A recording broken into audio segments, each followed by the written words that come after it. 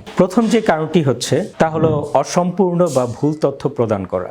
আপনি যখন একটি অ্যাপ্লিকেশন করেন সেখানে যদি আপনি অসম্পূর্ণ তথ্য প্রদান করেন বা ভুল তথ্য প্রদান করেন, তার জন্য আপনার আবেদনপত্রটি প্রত্যাখ্যান হয়ে যেতে পারে। আমি একটি উদাহরণ দিতে পারি, যেমন ধরুন আপনার পাসপোর্টের নাম্বার, আপনার জন্মের তারিখ বা আপনার নামের বানানের ভুল, তাহলে সেক্ষেত্রে আপনার আবেদনপত্রটি নাকচ হয়ে যেতে পারে। দ্বিতীয় যে কারণটি হচ্ছে তা হলো আর্থিক স্থিতির প্রমাণের অভাব বা আপনার ফাইন্যান্সিয়াল সিচুয়েশনের বিবরণ।